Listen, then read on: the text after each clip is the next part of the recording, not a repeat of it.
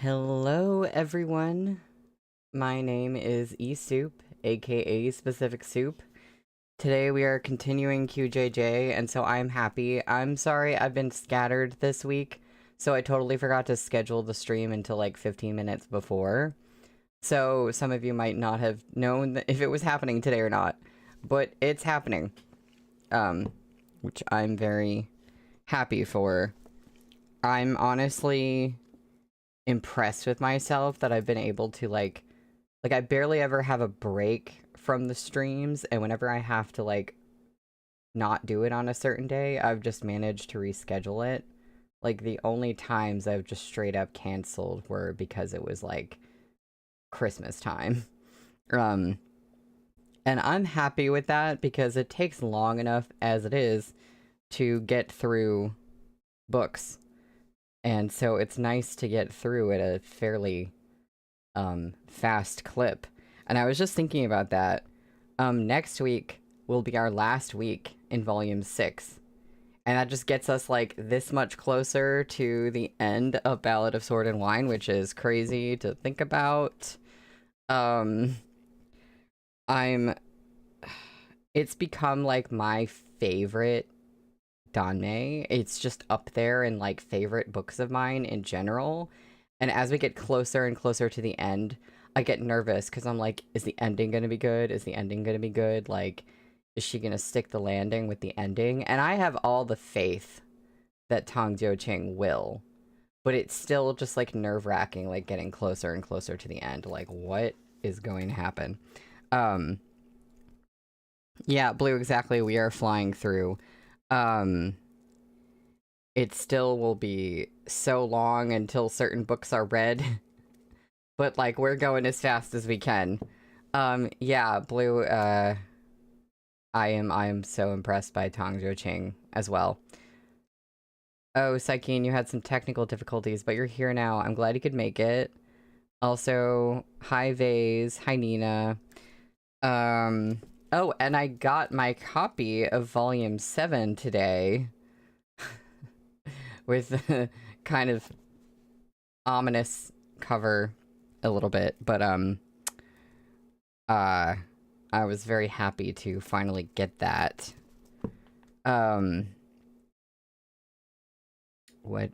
was something else I was going to say, I think. So we're reading chapters 211 to 215. Yes, Blue, exactly. It feels like everything is going a little bit too smoothly, so, like, it feels like, you know, tragedy is going to occur before everything settles.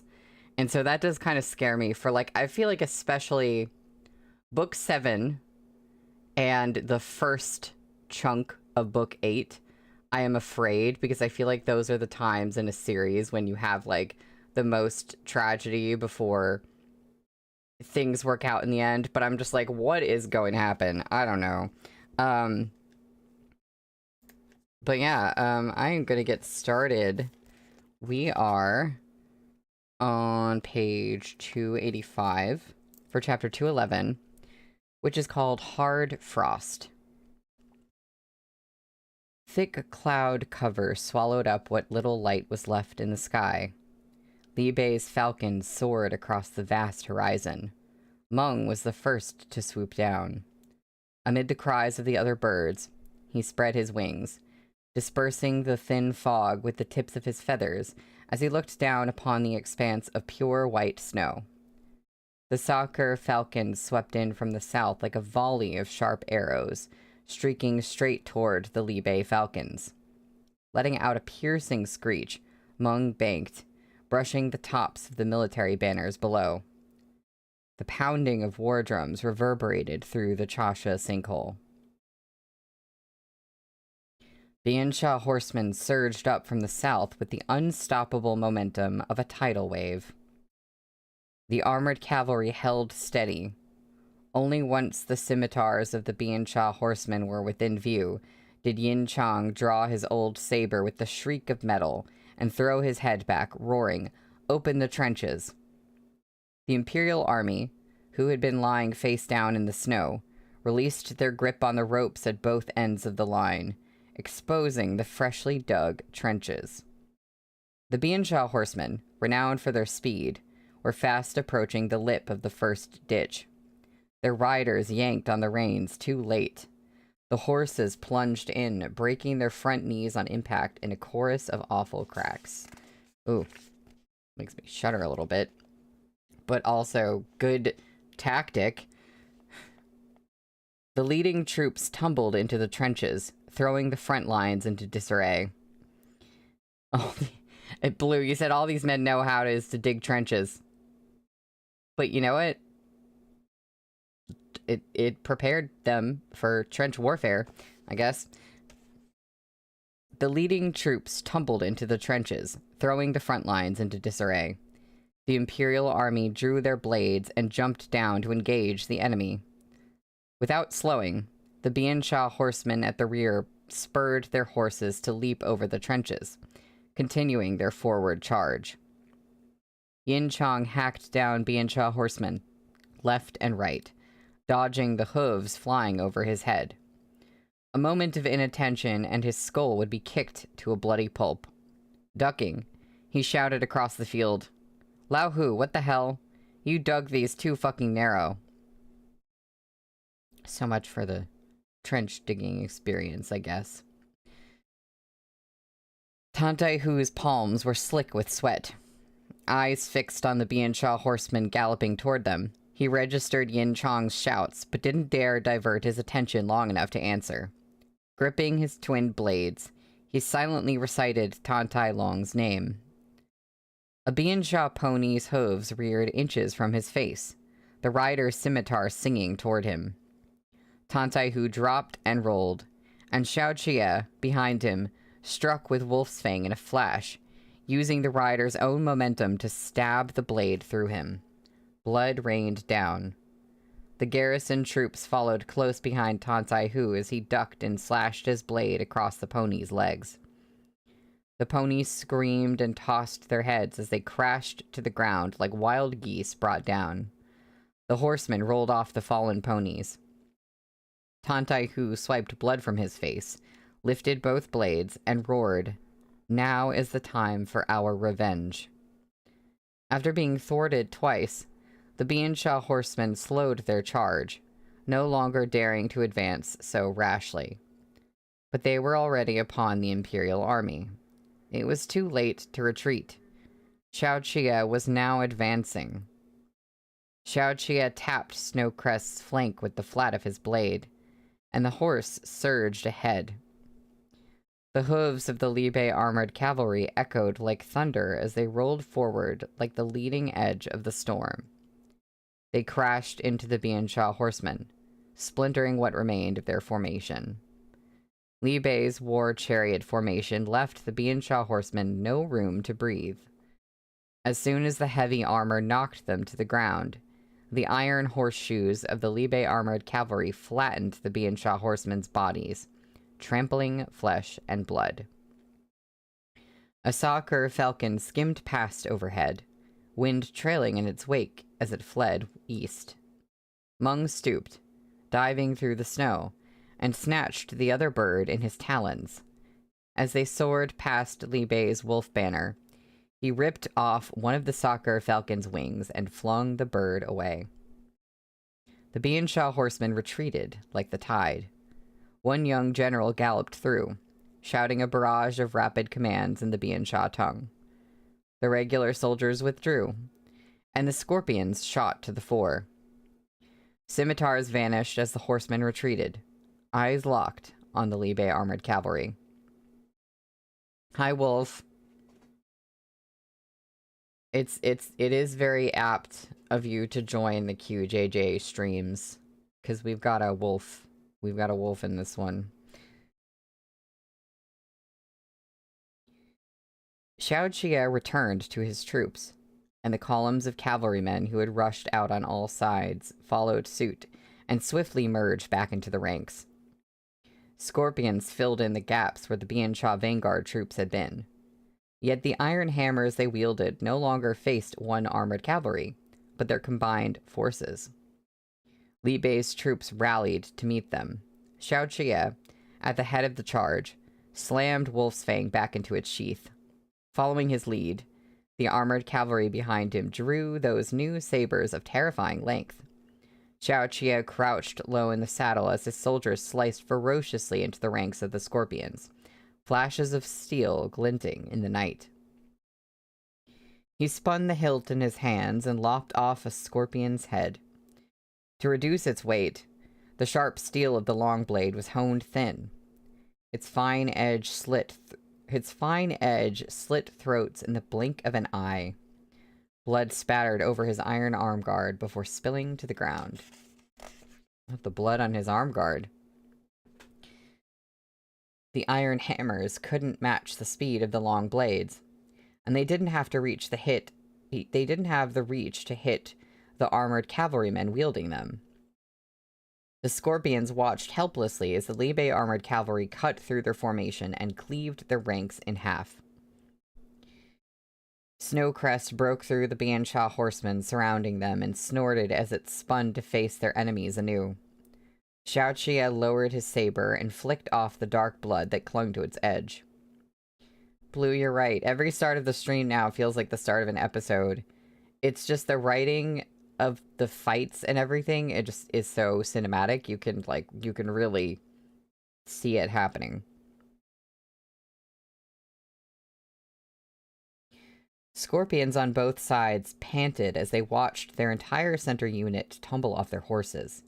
Everywhere Xiao Qie passed, blood flowed like rivers. His long blade struck the heads off nearly everyone in his path. A scorpion pulled at his reins as he murmured in the Biansha tongue, "Chirak." The Libe armored cavalry spurred their horses forward again. The scorpions, unwilling to continue, wheeled their horses around at the first sound of that muffled thunder. When the young Biansha general at the rear saw the scorpions retreating, he frantically brandished his blade to berate them, to no avail. Fear had been sown in the hearts of every scorpion. Following the loss of their leader, they had been reduced to sacrifices on the battlefield. Snowcrest galloped at the head of the charge, the Libe armored cavalry close behind. The Biansha troops here on the south side of the sinkhole were powerless to resist the onslaught. Their scimitars couldn't pierce Libe's heavy armor. Those who had lost their ponies scrambled to flee on foot through the snow, their urgent clouds of breath like the white spray of floodwater breaching its dam. The snow-covered ground quaked as the Libe armored cavalry pounded over it. A Biansha horseman who had fallen behind the rest dropped to the ground, his scimitar flying from his hand. Before he could draw his pike dagger, he was swallowed up by the hooves of the armored cavalry. Xiao Qie broke away from the vanguard and pursued the Biansha horsemen, just as Xiao Fengshu had done 30 years ago, the iron hooves of his horse showing no mercy to his foe. The Libe armored cavalry rampaged behind him. Tantai Hu watched as the heavy armor cut through the battlefield, like grim blades unleashed from their sheaths. A scorpion shouted as he fled on his horse, "Chidak!" The terrible wolf. Ooh, that's what that means. 7 years ago, Xiao Jiming had led his troops south over the glacial river, earning himself the name Iron Horse on River Ice. Tonight, Xiao Qie chased the Biansha horsemen for 20 li, the echoes of the cavalry's hoofbeats reverberating throughout the land. Damn. Yin Chong's throat bobbed. He scraped blood off his face and murmured a stream of curses. Xiao Qie's Libe armored cavalry swept over the earth like a wave of hard frost. Hey, it's the chapter title. Not a single blade of grass was left standing in its wake. It's the terrible wolf, not to be confused with the beta wolf. And there's a scene break. Shen Zichuan was brewing tea in his tent. The prefectural governor, inept at the art of tea, had merely dumped coarse tea leaves into the teapot, filled it with water, and set it on the fire to boil. His folding fan rested on his knee, and a stack of documents sat on the desk beside him, yet his eyes were fixed on the pot, watching as it gradually started to boil and bubble over. Rigu was squatting at the entrance of the tent, peeking through the flaps. He turned to Fei Sheng. That's not how you make tea, right? Fei Sheng had no favorable impression of this scorpion. He looked straight ahead, arms folded over his chest, listening to the urgent beat of the war drums. You're not going to be drinking it, so what are you worrying about? Shen Zichuan stared into space for a long interval.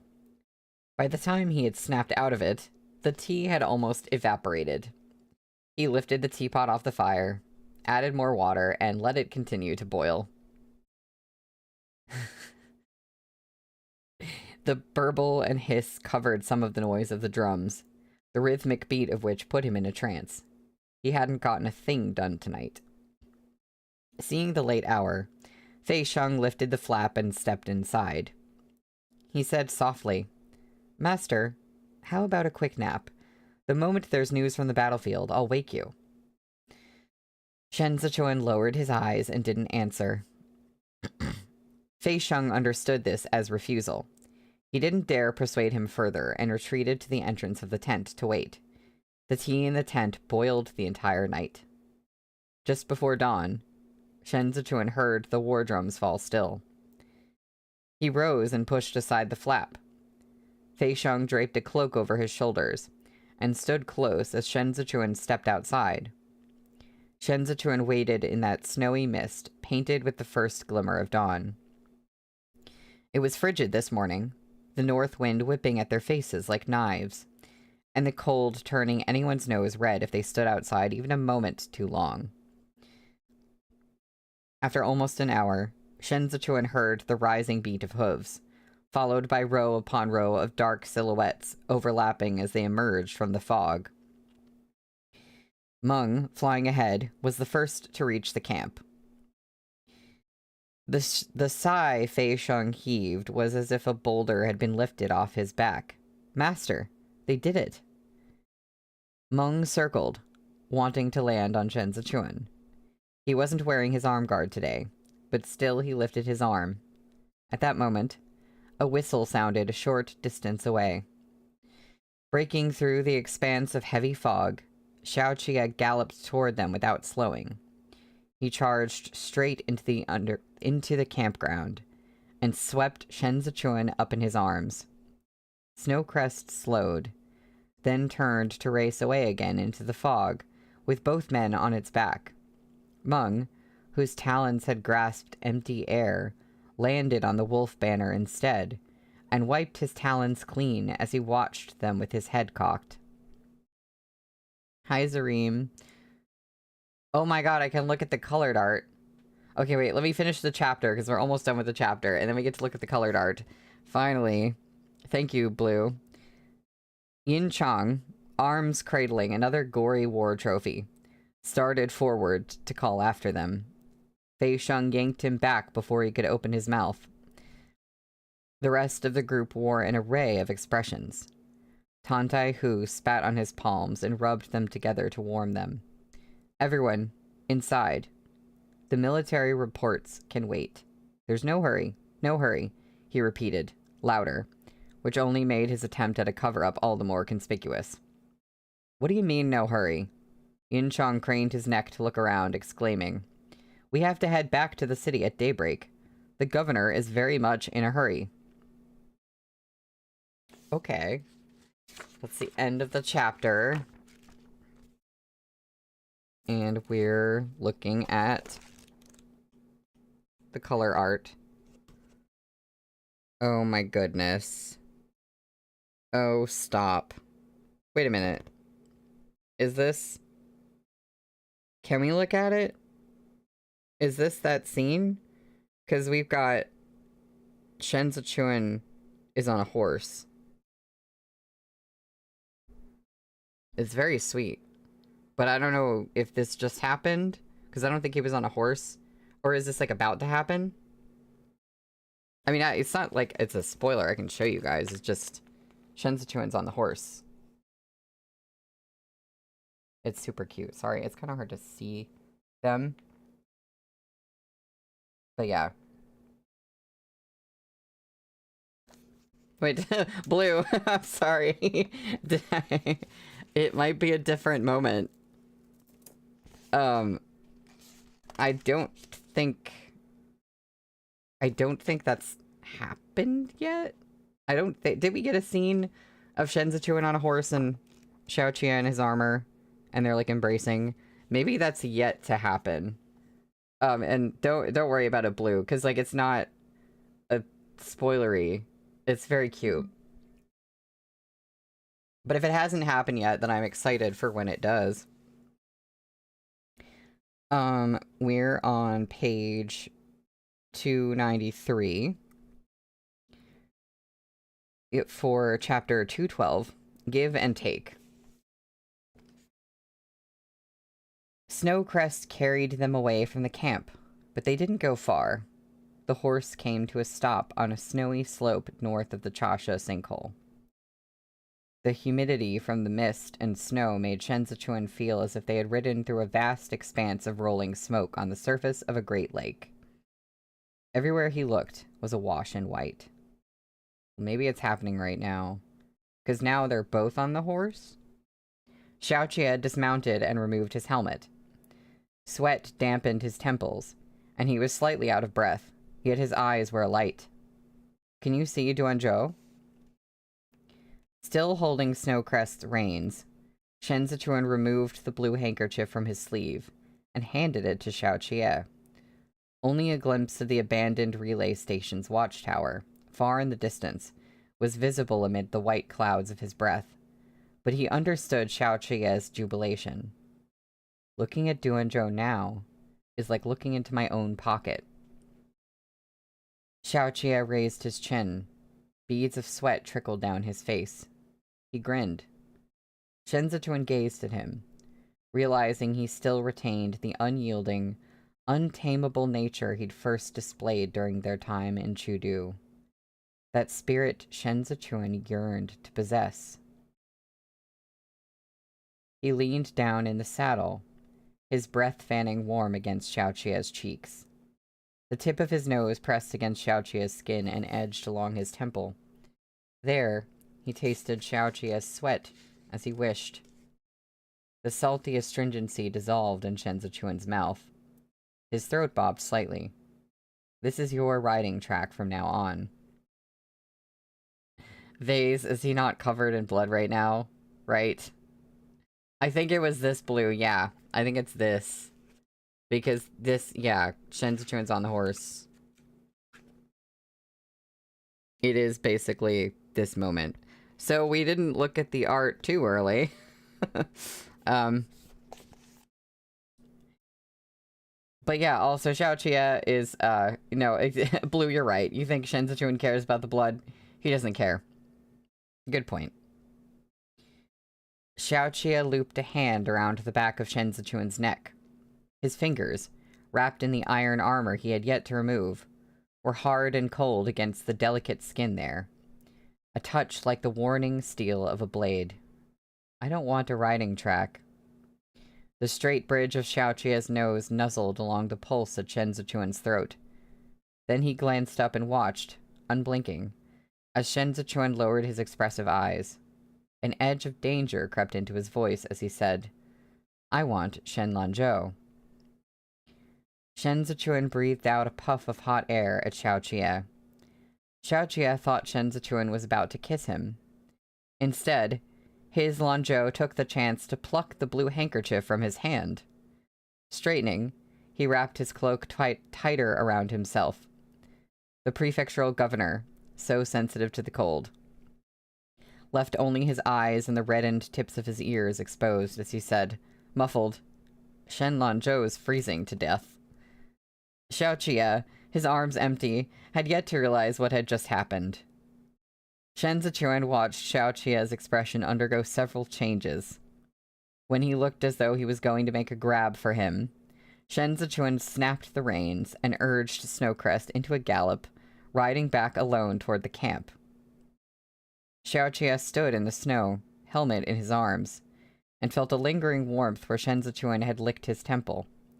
He touched it, gradually overcome with the vexation of an innocent maiden teased by a frivolous philanderer. Shen Lanzhou. Xiaoqie watched as Shen Zichuan fled. Striding ahead on his long legs, we have to drink to long legs mention. He slid down the snowbank after him. Heartless cad. Oh my god, not heartless cad. Oh. A scene break. Qi had been confident of victory, yet he had been soundly defeated at the Chasha sinkhole. The Biansha people, who had been winning battles in the north for half a year, had never expected Qi to lose to Xiaoqie. The few remaining soldiers in Duanzhou had collapsed in the face of Wu Ziyu's surprise attack. In the space of a few days, all 6 prefectures of Zhongbo came under Shen Zichuan's rule. Holy crap. That feels like it was so fast. Chudu received the news only 7 days later. At the same time, the report of Qi Juyan's mobilization against the Qingchu tribe made its way into the palace. Inside Mingli Hall, behind the bead curtain, the Empress Dowager flung down the memorial. The eastern pearls at her ears swayed as she said to the ministers in the hall, tempered rage in every word, "Did the Ministry of War not reject Qidong's request to deploy troops? Chen Zhen, you handle military affairs. Did you not express yourself clearly enough?" Yeah, Blue, something tells me that it's now that we need to start to worry about Chudu. I think now's the time. Chen Zhen, the Minister of War, went immediately to his knees. He knew the Empress Dowager was merely venting her anger. Qi Juyan had a strong and well-trained army. Chudu was unwilling to offend them. Okay. And so the Empress Dowager could only take her frustration out on easy marks like him. He listened expressionlessly until she was done before saying, "In the first month of the year, Marshal Qi presented a memorial to the court, hoping to deploy troops against the Qingshu tribe. We rejected her request on the grounds that we lacked the military provisions. The Grand Secretariat kept a copy of the correspondence. Grand Secretary Kong Cho and the other ministers are all aware of it." The Empress Dowager knew this had not been in any way authorized by the Ministry of War, yet she was still fuming. After a moment's pause, she asked, what reason did she give this time? 7 days ago, the Qingshu tribe attacked the Bianjun Commandery's night patrol. Oh, I remember now.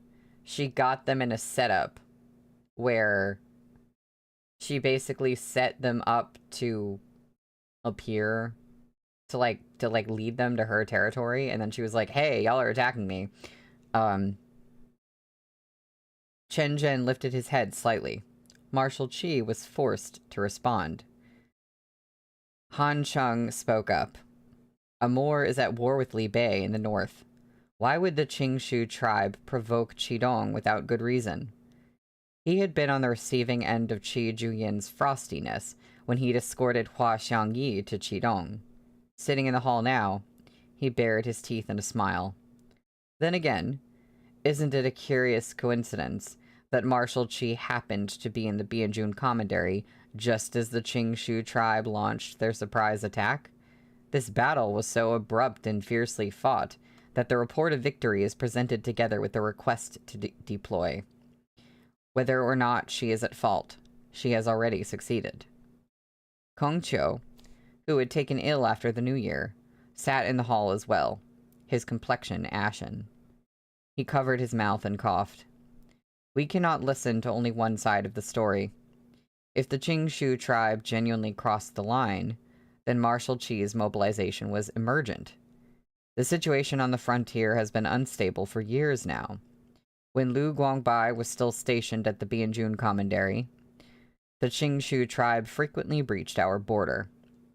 We need further details from the Marshal. Our most urgent concern now is how long this conflict will continue. We are about to enter the spring plowing season, and the 13 cities of Jueshi are still waiting for arrangements to be made. Supplying Qidong with provisions is indeed a major concern. Pan Xiangjie timidly folded his hands into his sleeves.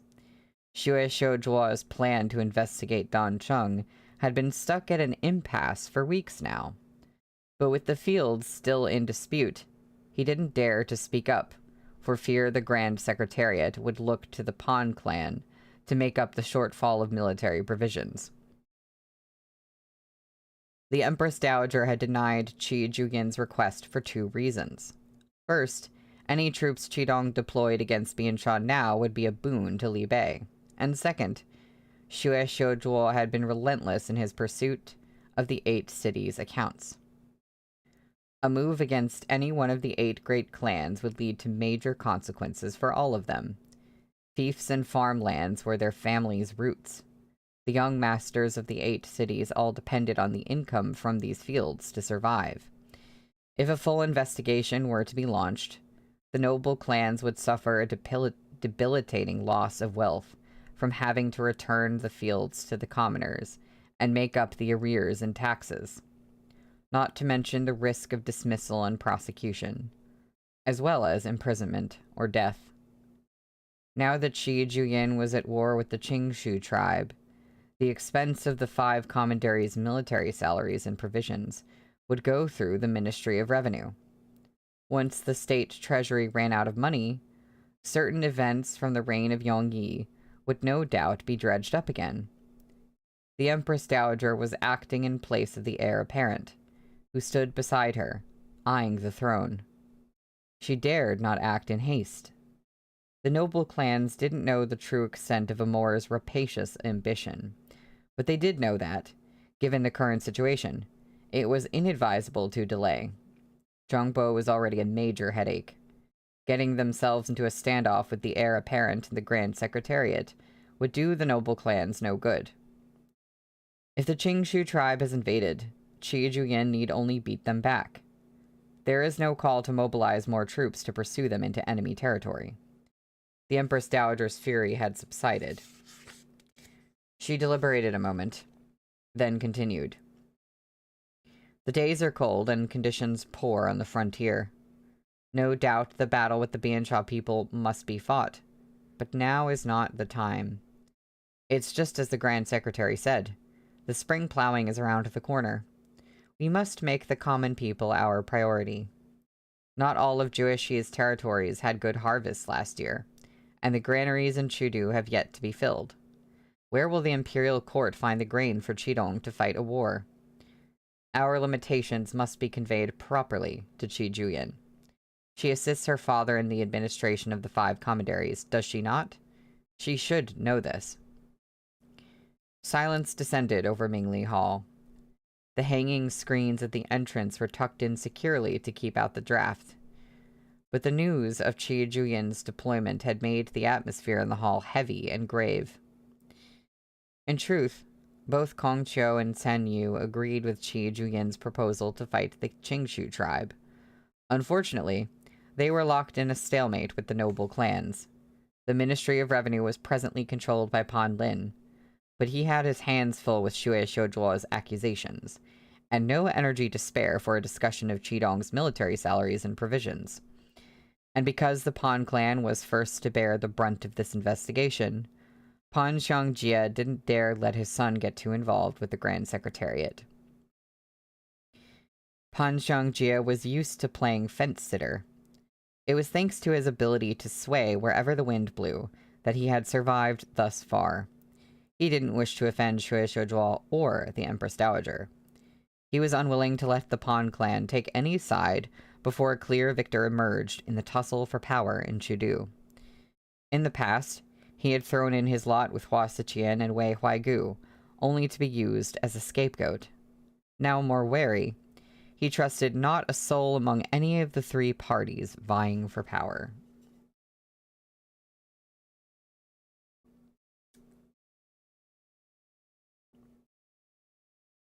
Yeah, Blue, I'm also conflicted with the Empress as well. Because it sounds like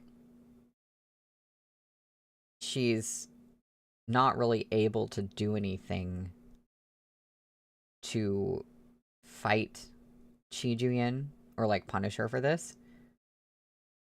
It sounds like that, but I feel like she could find a way. And I don't know what way she's gonna find, and I'm worried about that.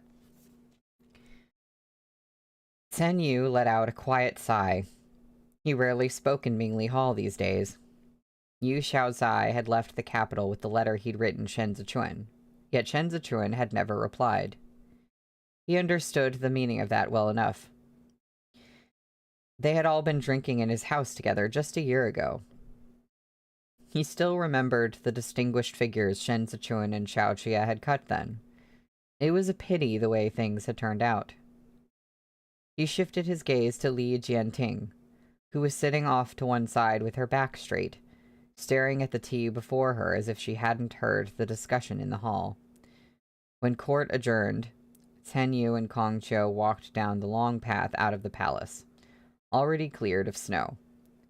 The palace eaves on both sides swooped low, shrouding the pathway in an oppressive dimness. A eunuch walked in front of them, holding a lantern to light their way.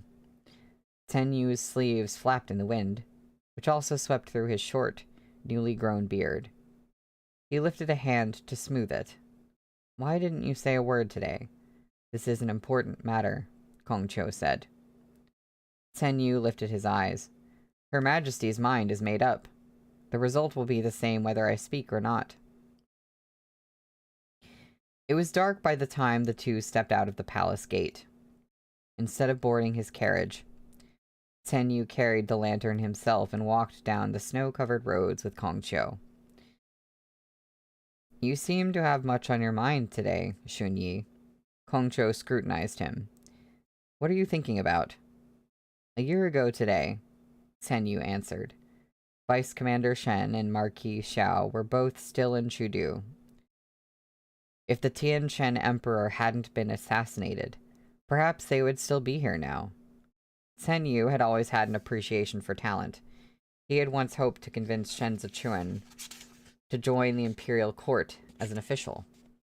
Alas, fate had other plans. Shen Wei's crime was too heavy of a burden. Kong Chiu heaved a long sigh and thought of Hai Liangyi.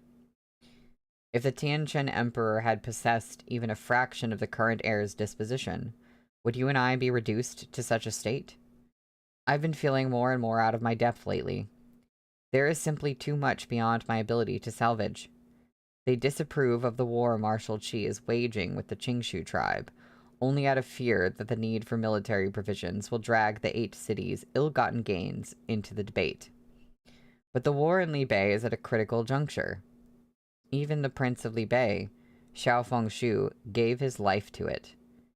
The strength and the capabilities of the Biansha tribes can no longer be underestimated. Ten Yu saw all this clearly, but it was futile. He couldn't resolve the conflict in Chudu with eloquence alone. Persuading the noble clans to relinquish their stolen assets was as difficult as reaching a hand up to touch the sky. They hadn't walked far when they spied a figure standing under a bamboo umbrella just ahead of them, waiting. Ten Yu and Kong Chiu traded looks and then, together, looked back at Xue Xiuzhuo. Xue Xiuzhuo's official robe was brand new, and he wore no padded coat over it despite the cold. Standing there all by his lonesome, sleeves fluttering in the wind, he had the quality of a floating leaf among torrential currents. He closed his umbrella and bowed in greeting. "Why are you standing here?" Kong Chiu asked. "Is something the matter?" Floating snow drifted past as Xue Xiuzhuo straightened to address them. "This humble official has been waiting here for my 2 esteemed teachers, in order to discuss the issue of Don Cheng's fields and taxes in detail." Ten Yu frowned slightly. Affairs of the imperial court should be settled in the imperial court. There is no reason to discuss them in private.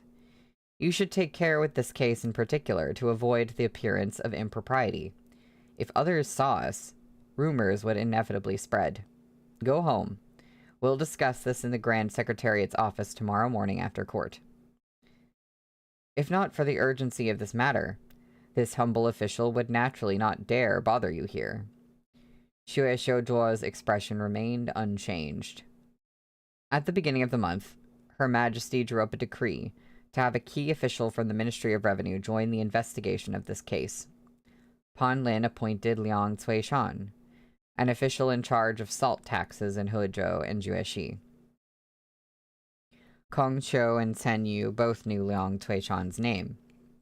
Xiao Jie himself had vouched for the man and recommended him for an official position after the incident with the public ditches. He was also the Ministry of Revenue official personally appointed by the Tianchen Emperor to investigate Wei Huaigu in the case of the moldy military provisions, and a talented administrator of financial affairs and taxes.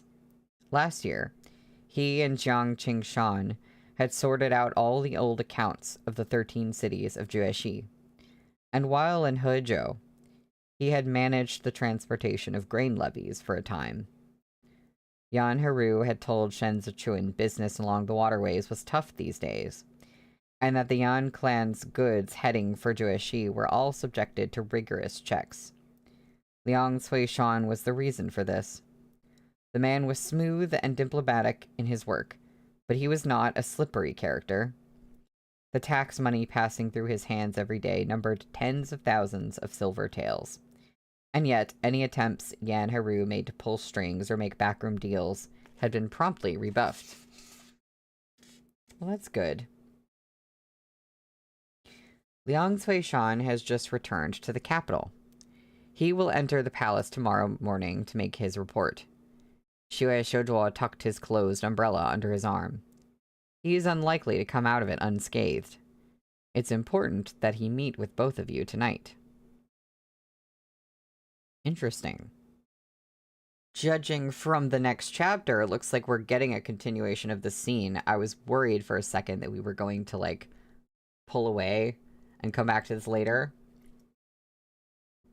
But we're not, apparently. So we're on page 303 for chapter 213, which is called Entropy. I know, Blue, when he said Shenwei's crime, it's like, all this time, and people still hold on to that. And it means that Shen Zichuan couldn't have been, like, an administrator in the imperial court or something. And it's so stupid.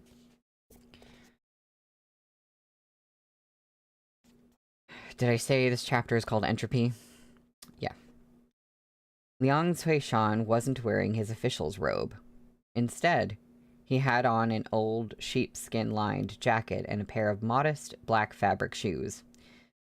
With his short beard, square face, and tanned complexion from running around outdoors all day, he was the total antithesis of the man venerated by the common people as His Excellency Chongshen. His hands seemed not the kind that held brushes, but plows. I like that. That's cool.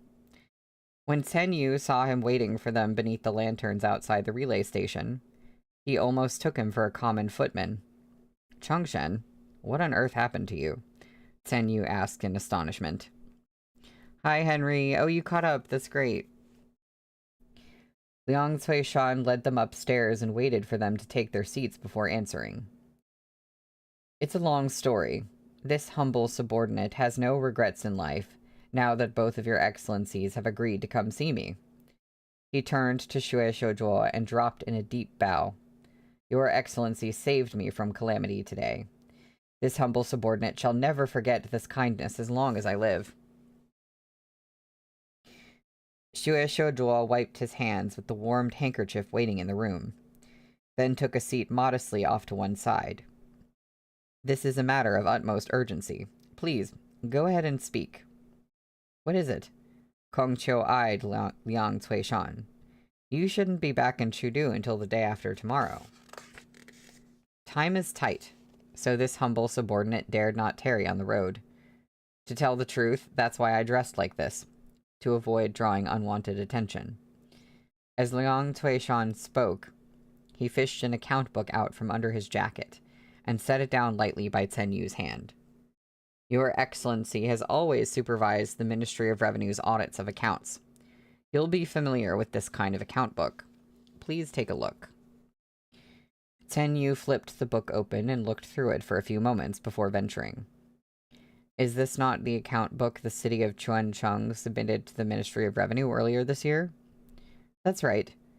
It's the account book of the Helian Marquis from Chuancheng, along with the accounts of the rest of the 7 cities. It was submitted at the beginning of spring to be reviewed by the Ministry of Revenue and the Chief Surveillance Bureau.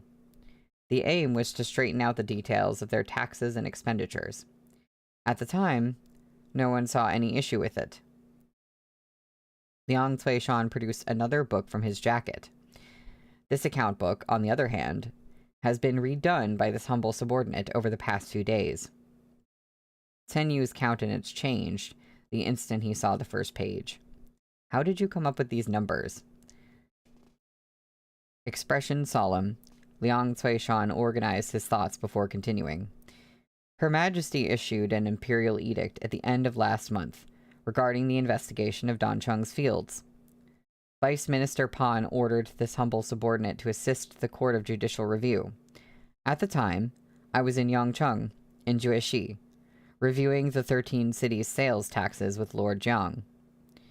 Within a few days, Liang Cuishan had received a visitation card from Jueshi's grain levies intendant at the relay station where he was staying. It was his habit to refuse all visitors while attending to official duties, but this intendant took the opportunity to leave Liang Cuishan a small gift. Liang Cuishan had opened it to find a small fortune in gold. Jueshi is well connected to Dicheng and Hezhou through its waterways, and the grain levies intendant is in charge of all affairs relating to the levies' transport by water from Jueshi to Chudu. It's a lucrative position. I was operating out of the Provincial Administration Commission of Jueshi, working directly with Jiang Qingshan. I didn't dare act rashly and risk alerting the perpetrator. The position of grain levies intendant shared some similarities with Liang Cuishan's own, except that it didn't hold as much authority. Liang Cuishan concurrently oversaw 2 major regions. Even so, the grain levies intendant wielded considerable influence in a place like Jueshi. Liang Cuishan was wary of making any move that might tip off whomever was behind the bribe. In fact, he had suspected at the time that this man had come at Jiang Qingshan's behest. Liang Cuishan was a cautious man.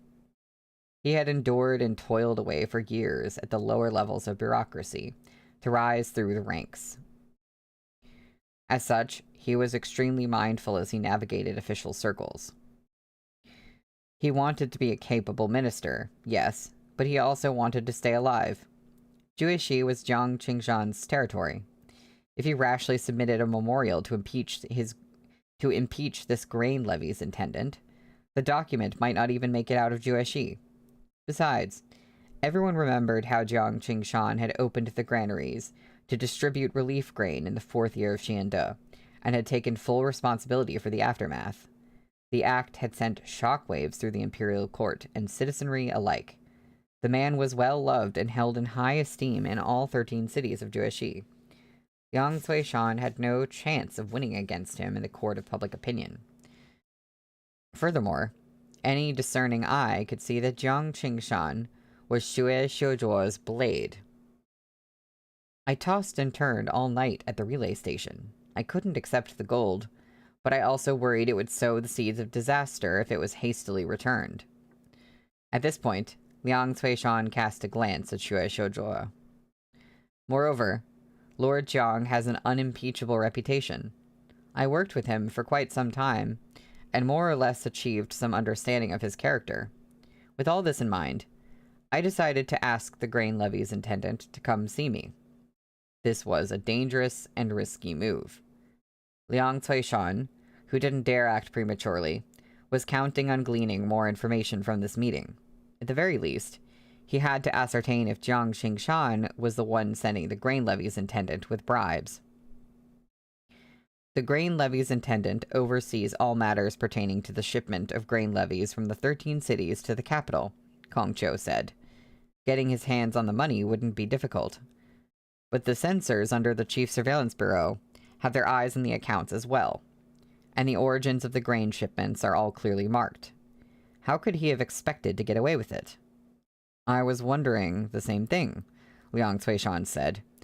I pretended I was too scared to accept the gold, and asked the intendant to take it back. That's when he told me those tales were clean. They hadn't come out of Jueshi's accounts. Tenyu closed the account book. He's in charge of the shipment of grain levies via the waterways. If this money wasn't recorded in Jueshi's accounts, he said, then it likely came from...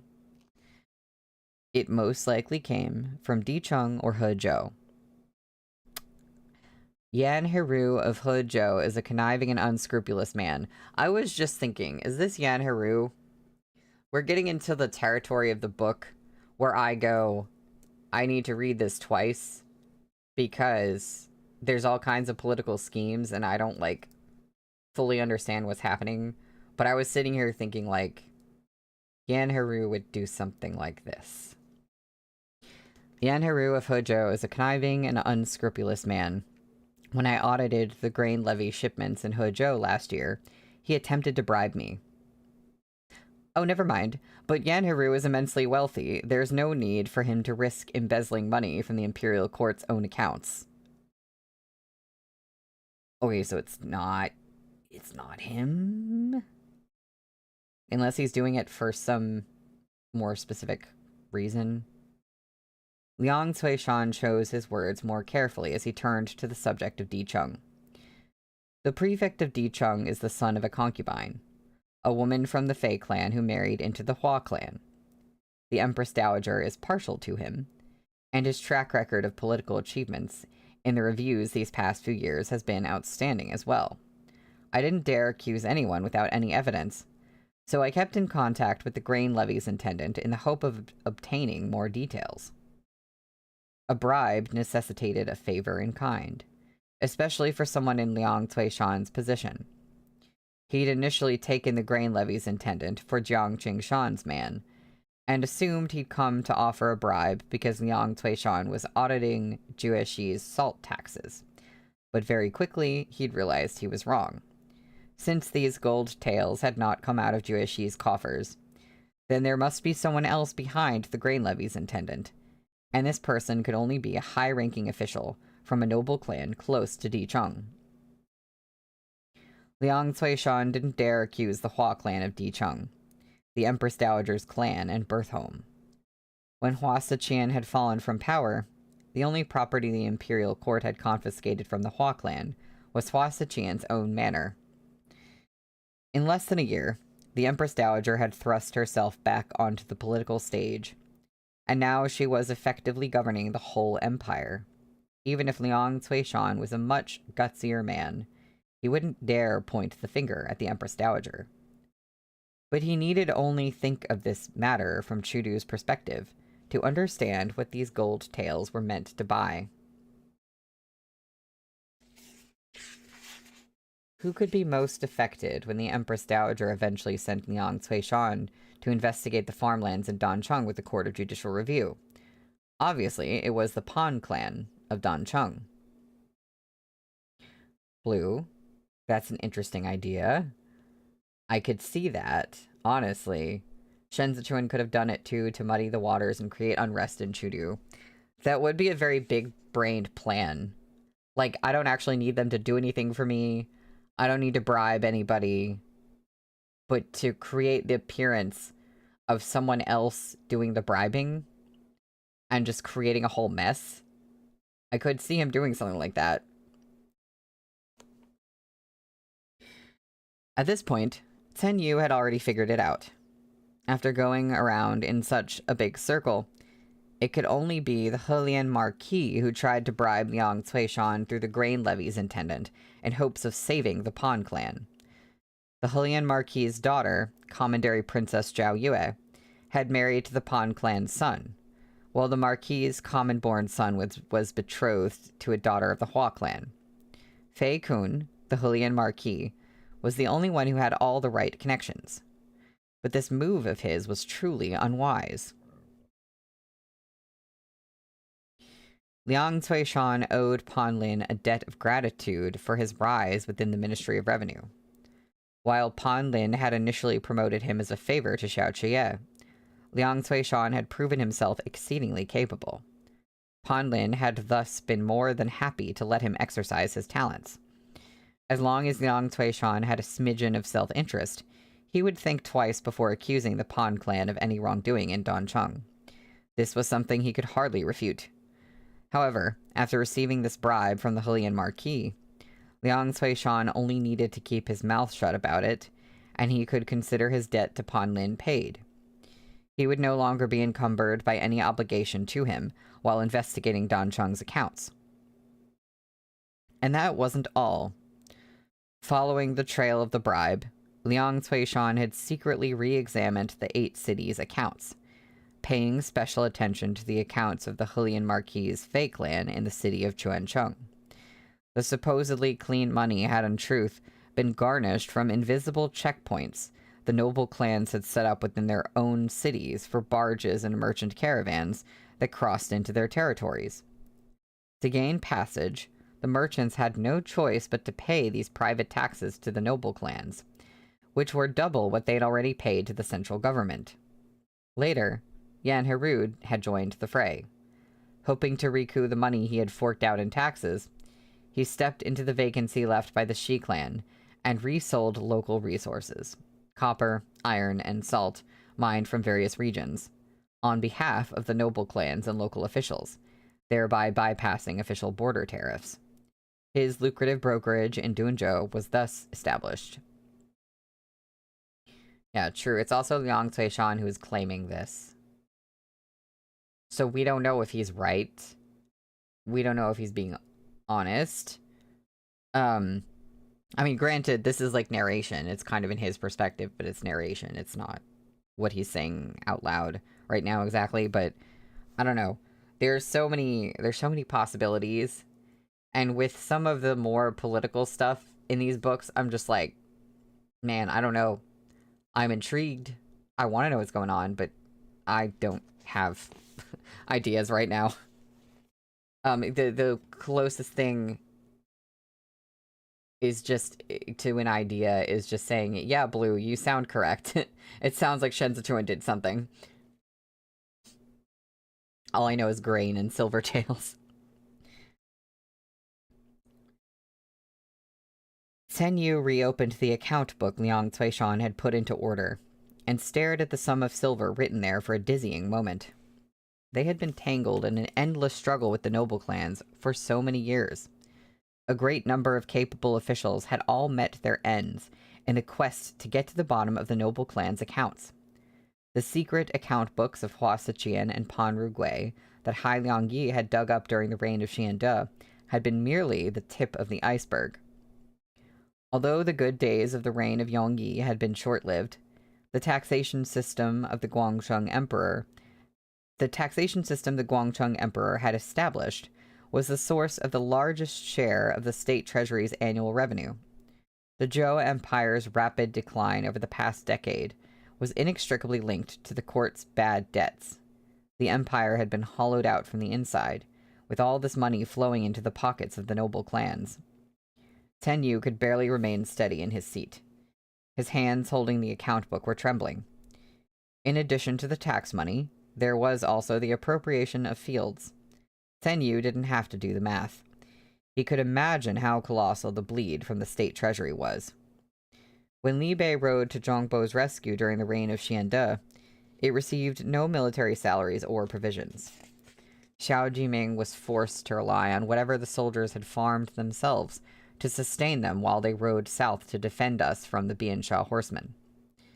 Chen Yu's breathing quickened as he flipped the pages with shaking fingers. Qidong received no military salaries and provisions then either. Lu Guangbai marched north with reinforcements, fed and paid with Qi Juyan's own dowry.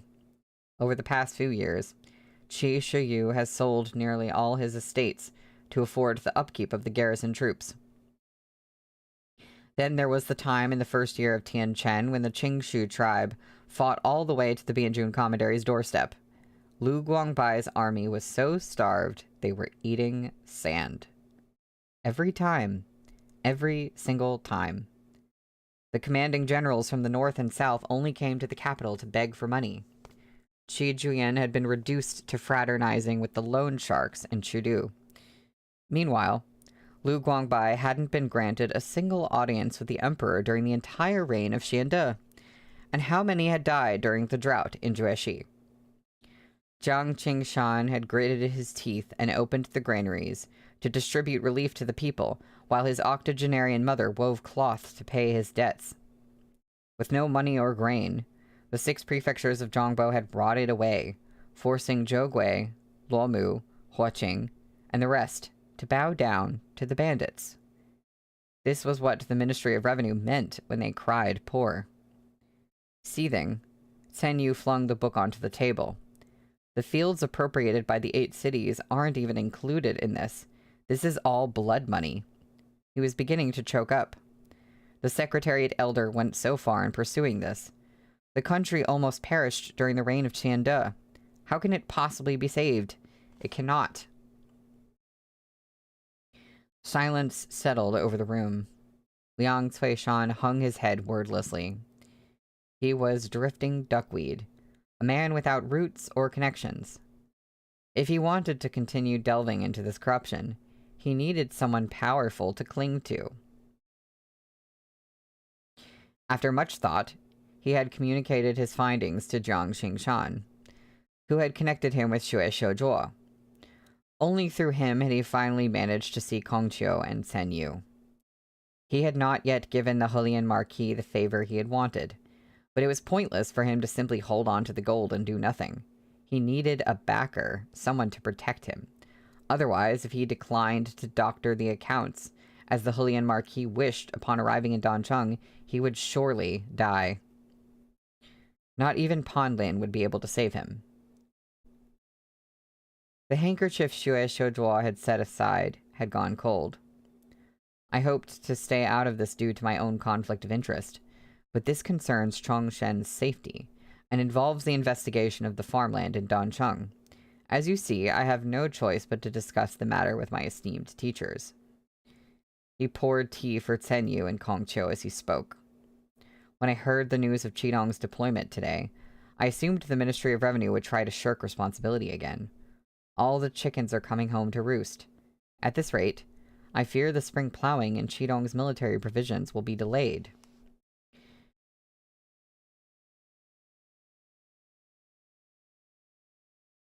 Oh, is clinging to his thighs thing a Chinese saying? Or was that just Shen Yuan? Oh, it is. It sounds like it could be, an expression. It's a good one. I feel like this is a weird situation because as far as Xue Xiuzhuo's opinion on this, the stuff with the farmland that was, like, appropriated, like, he's, like, trying to give back to the people, and I'm like, I'm rooting for you on this topic, I guess, but at the same time, I'm going, like, so how is he trying to spin this for his own gain? Because I feel like he would be doing that. Maybe he's more complicated than we think, but I feel like there's some way that he's going to try to, like, spin this for his own power. So I'm like, I don't know where that's going. Kongqiu was more than a little wary of Xue Xiuzhuo. His move with the heir apparent had been far too daring and dangerous. What was more, he'd used the Imperial College riots to edge out the officials of humble origins, resulting in the present rise of his pragmatist faction. The entire incident had left a bad taste in Kongqiu's mouth. His intuition, finely honed from his many years of service in the Ministry of Justice, told him in no uncertain terms that Xue Xiuzhuo would never be truly at a loss. Yeah. Surely you didn't call us here just to look at these account books. One matter at a time, Xue Xiuzhuo took on a more business-like tone, setting aside that address of esteemed teacher. The Grand Secretary didn't question Marshal Qi's deployment of troops in Mingli Hall earlier. I presume you approve of it. But the Ministry of Revenue is indeed hard-pressed to bear the expense of salaries and provisions, considering the depleted state treasury. That was why you did not exhort Her Majesty on the subject. That's right. Kong Chiu had grown steadier and more composed since Hai Liang-yi's death, and he spoke evenly now. Marshal Qi's mobilization against the Qingshu tribe may look like a move to aid Li Bei, but in fact, Bian Cha's incursion does not only threaten Li Bei, it threatens all of Great Zhou. Amur has lofty ambitions. No egg stays unbroken when the nest overturns. No one will escape unscathed if our empire is invaded. Aiding Li Bei now is aiding our Great Zhou. Xue Shoujuo retrieved a booklet from his sleeve and pushed it toward Kong Chiu's hand, where it rested on the table. This is a rough estimate I made when I got the news. Qidong's expenses for military salaries and provisions. Deploying troops long distance is more expensive than keeping them stationed in the Bianjun Commandery garrison like in years past. The expenses for the grain wagons alone will eat up all the silver taxed from Bai Ma Zhou last year. Kong Chiu looked at the booklet. A portion of this silver was spent last year on disaster relief. We're nearing the beginning of spring. Whether the spring plowing in the 8 cities can be carried out without a hitch is a major issue we must consider. If the noble clans aren't willing to return the commoners' fields and make up the arrears in land taxes, how can the Grand Secretariat give Marshal Qi an official written reply to her request? No matter how detailed your calculations are, it's pointless. I do have one idea. Xue Shoujuo looked at Kong Chiu. The Xue clan can bear Qidong's expenses this time. Kong Chiu and Sen Yu were stunned. Even Liang Cuishan couldn't believe his ears. Same? What is he planning? It was commonly known that the Xue clan of Chuancheng had been on the wane since the generation before Xue Shoujuo's. The eldest lawful son, Xue Xiuyi, was a hypocrite. He put up a virtuous and erudite front, but in reality, he had been swindled by a group of charlatans into incurring debts everywhere. To date, their house had produced only one man, Xue Shoujuo himself, who could stand tall in the imperial court. What money could the Xue clan possibly have? A thought suddenly occurred to Liang Cuishan. He recalled Shen Zichuan, then Shi Hongxuan. Kong Chiu was gazing at Xue Shoujuo in wary astonishment. It's such a large sum. We might not be able to repay it even if I issue a memorandum of debt in my capacity as Grand Secretary. There is no need for a memorandum of debt. Xue Shoujuo refilled Kong Chiu's cup and said solemnly, All I ask is the Grand Secretary's cooperation in the investigation of the 8 cities' field taxes. See, again, I want them to investigate the field taxes and this whole scandal that's going on. But, like, it's like all so Xue Shoujuo can gain more power somehow. And, like, and yeah, when it says a thought suddenly occurred to Liang Cuishan, he recalled Shen Zichuan, then Shi Hongxuan. I'm trying to think of, like, what he's thinking about there in particular. Is it... Because I think Xue Shoujuo... Was he working with Shi Hongxuan at one point, or did I, like, hallucinate that? There's so many... There were so many, like... There are so many alliances and schemes and plots that I'm just like, I don't know, man. But I wonder if he was thinking about that. Like, does Xue Shoujuo have access to money because of that, or some scheme that he had? I don't really know. Ooh, there's a scene break. The lanterns outside the relay station swayed as the wind swept leaves and tattered notices from the road. The indistinct music of reed pipes from Donglong Street drifted down the long road before the relay station until it reached the high palace walls, where it disappeared among the eaves. Behind those walls, Li Jianting sat at the edge of her bed and listened to the tinkling of the wind chimes, remembering her past life. Feng Chuan was letting down the drapes when he heard the heir apparent ask, "Do you wear earrings?" Black hair cascading over her shoulders, Liu Jianting gazed unseeing into the deep and quiet bedchamber. She went on, as if answering for both Feng Chuan and herself. "I hate them." Her eyes that so resembled the Guangcheng Emperor's turned toward Feng Chuan. In the dim light, her lips gradually curved into a smile. Earrings make a human look like livestock, an animal that lives and dies at the mercy of others. That's the end of the chapter. That is what she thinks of her position. Whoa. Okay. Okay.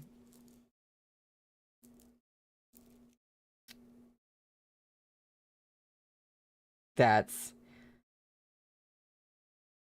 interesting. Oh, that's really interesting. Especially because we have like a... That's really interesting in the context of Xiao Qie giving Shen Zichuan earrings and it being this like grand romantic gesture, and in their relationship that is such a positive thing. But for Li Jianting and her experience, she has just been like used and in a sense like owned, and it's a totally different... I don't know, I'm just thinking about that and like what that means, and I'm like, what? There's like the gendered aspect, obviously. There's a lot going on with that. Whoa, okay. Well, it's time for a break, so I'm gonna process that for a moment, and when we come back, we will be on chapter 214, which is called Commander.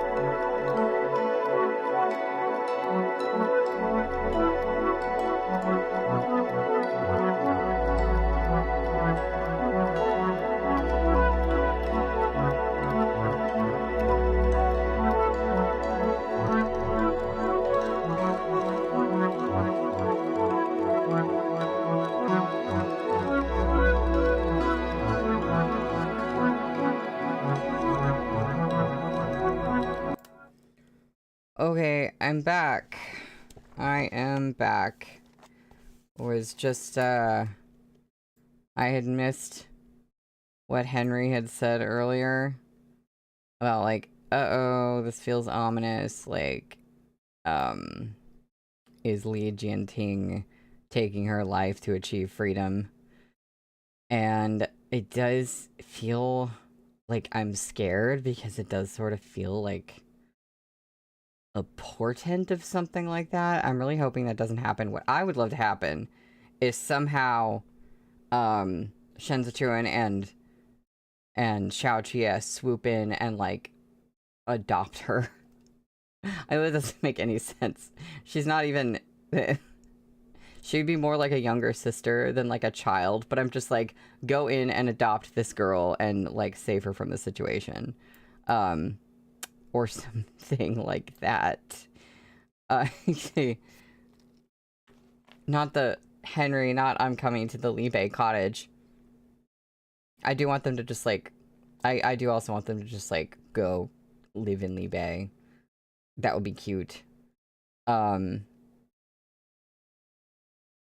yeah, Blue, the Rosme art that you tried very hard not to look at. I saw that too. I was like, okay. I was like, granted, I don't know the location of where this art is taking place, so it doesn't really tell me very much, but I was just like, okay.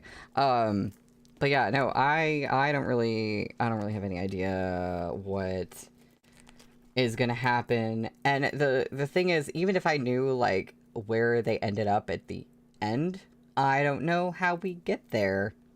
So that's why we're reading. We will find out. Yeah.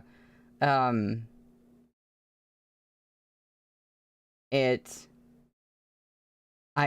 you know, it is kind of like there's that weird divide, because the official art is done by Rosme. So Rosme has the merch, but Seven Seas has the books.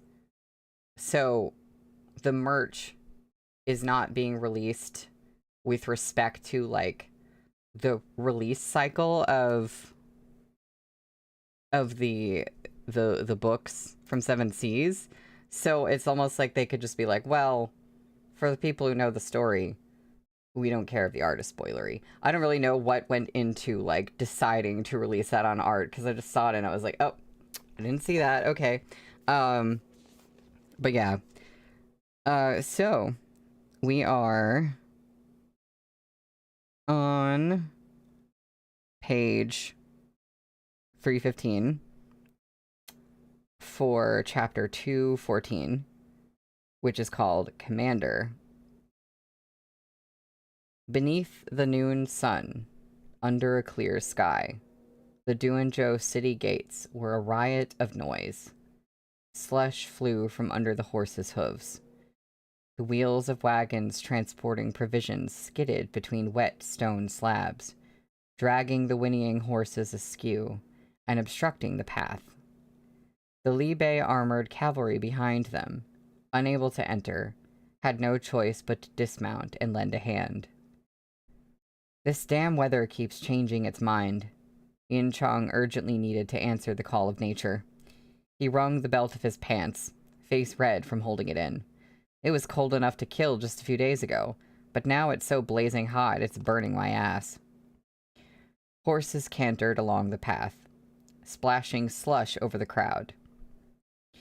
Fei Sheng lifted the hem of his robe and tucked it into his belt. Pinching his nose, he groused, "Why do these Biansha ponies stink so bad?" They're used to roaming the desert, shitting wherever they please. Just as Tantai Hu said it, the Biansha pony before him raised its tail to defecate. The steaming dung squelched onto the damp snow. Tantai Hu scraped his boots on the pavers. He wanted to pull his horse away, but before he could move, a few riders sped past from behind, spattering filth all over them. Great. Excellent. Was it Henry? Which uncle pissed Tang Jo-ching off at the family gathering so much she had to put him in the novel? Oh my god. That is kind of what it feels like with Yin Chong. Fei Sheng jumped backward from the stench. His face had gone green from holding his breath. The moment he saw the fresh manure flying toward them, he dove behind Yin Chong, using the old man as a shield. "Why the fuck are you in such a rush?" Yin Chong yelled after the Libe cavalrymen who had galloped past. He wiped muck off his face and turned back to snap at Fei Sheng. "And what the fuck are you hiding for?" Meaning to turn around and ride back, Wu Ziyu tugged at the reins. Tantai Hu wasted no time calling, "Motherfucker, get off your horse." Wu Ziyu had just changed into a fresh pair of boots. One look at their filthy, muddy figures was enough to deter him from doing any such thing. He slowed to a trot as he approached. "Why is it only you? Where are Arya and the governor?" "They came in earlier." Breathing through his mouth, Fei Sheng said in a nasal tone, "Why isn't the snow cleared? The whole road's obstructed. Look at this filth. My master's white robe would be ruined if he walked here." Wu Ziyu had just fought a victorious battle and was feeling extremely pleased with himself. Despite their foul tempers, he was not at all angry. In fact, he had just been thinking of inviting these men out for drinks. A little smug, he laughed and said, "I've been busy." He was still laughing when a snowball sailed over the heads of the crowd and smacked him square in the face. Gujin's sensitive nose couldn't bear the stench a minute longer. Livid, he had barely finished slinging the snowball before he was shouting, "The fuck are you laughing about? If this hot weather keeps up, the snow in the city will melt. It won't be funny when the sewage rotting in these public ditches starts overflowing. The entire city will stink to high heavens." Here we go with the ditches again. We don't want that. We don't want the ditches. Gujin was usually a man of few words. Since he'd taken on the heavy responsibility of raising Ding Tao, he rarely cussed. He hadn't even lost his temper when Guo Wei Li humiliated him at Tudalung Banner last year. Yet the stench now was so overwhelming it almost knocked him out even at a distance. Wu Ziyu was normally attentive and thorough in his work, but his victory had gone to his head. That he had left behind loose ends like this showed success had made him careless. If Chen Yang had been here, he would no doubt have tactfully reminded Wu Ziyu of his duties. But Gu Jin was here instead, and he found shouting at Wu Ziyu to be far more efficient. The three men standing behind him were gobsmacked. Yin Chong forgot about his bladder and stood shoulder to shoulder with Tantai Hu, waiting for Gu Jin to give the command to get to work on more snowballs. "Ah, how familiar this curse sounds," Fei Sheng murmured. "The fuck," he said. Tantai Hu hinted. "Bah." Yin Chong leaned over and denied it. "I didn't teach him that." By now, Wu Ziyu had obediently tumbled off his horse. Duanzhou had never suffered a great fire as Dunzhou had, and its streets looked much the same as they had 7 years ago, though many of the shops and restaurants had long since closed. Achi had only kept a few small food stalls around. The Scorpions loved the braised beef here. While the Biansha troops had resided in the city, they'd slaughtered everyone in the residential areas in the east and west. They had, however, retained the night market to the north. Lei Jingzhe made his deals with the scorpions here. Shen Zichuan stepped on the pile of abandoned junk and leaped onto the collapsed courtyard wall. From atop it, he could just see the night market on the north side. Shifu used to love to go there. He could buy things you'd never find in the day markets. What's to the south? Xiaoqia strode up and looked. Ah, Biansha's horse pastures. Shen Zichuan exhaled. It's an empty city. When Shen Zichuan was in Cizhou and Chazhou the year before, he had worried about the overwhelming number of migrants from Dancheng crowding into those prefectures. But now it seemed that Zhongbo, with its dwindling population, was the perfect place to take in migrants from the 8 cities. It's time to reorganize the yellow registers. Xiaoqia watched Meng soaring across the horizon. The warmth of the sun made him feel lazy. He wasn't wearing his full armor today, just an arm guard. The registration was managed on a local level by the 3 prefectures last year. The garrison troops of Chazhou and Dunzhou were lacking in numbers, so the Yamen clerks handled everything. Now that all 6 prefectures are under our control, it's time to separate the administration of civilian and military registries. The civilian registry traditionally fell under the purview of the Ministry of Revenue. It was never intended to be integrated with the military registry. When Xiaoqia had held the post of the Imperial Army's Supreme Commander back in Chudu, the Imperial Army's office compound had a desk specifically dedicated to the management of the Imperial Army's military registry. The difference in their makeup was one of the reasons the Imperial Army and the 8th grade battalions couldn't stand each other. It wasn't easy to be the overlord of Zhongbo. Even in Cizhou, there weren't enough capable advisors to go around, and the 6 prefectures would each need their own yamen for civil administration and wardens' offices for military affairs, as well as the corresponding supervisory censors for those respective jurisdictions. None of these should pose much of an issue. Yu Xiaozai has the authority to go on an inspection tour of all 6 prefectures. It's basically the job of a censor. I actually mean to appoint him the surveillance commissioner of Zhongbo. Back in Chudu, his official reviews were excellent, and his work frequently took him outside the capital, so he's well acquainted with the tricks of provincial Yemen. While Chengfeng isn't willing to give me his sole allegiance, he'll assist with the administration of the remaining 5 prefectures, which more or less resolves my most pressing needs. Shen Zichuan watched Meng's silhouette grow larger as he winged toward them. We have no lack of Yamen clerks. If the prefectural Yamen has work, people will come. What we lack are key officials who can take charge of the administration in each prefecture. Not only that, Shen Zichuan lacked generals. At present, Chazhou's garrison was managed by Luo Mu. That was fine as a temporary measure, but Shen Zichuan couldn't let it continue much longer. Luo Mu had too much control at the moment. The governing, military, and supervisory powers were all in his hands. The embroidered uniform guard was temporarily standing in for the left and right censors, who would typically fill the supervisory role, but they didn't have the authority to interfere with the civil administration of Chazhou. If Luo Mu harbored any ulterior motives, he could too easily cover his tracks. To prevent another situation of this kind, Shen Zichuan had to confirm candidates for the other prefectures as soon as possible. Xiaoqia held out his arm for Meng to land. We lack a treasurer, too. Henry, his wife's arm guard, stays on during sex. It's his version of the earring and the handkerchief.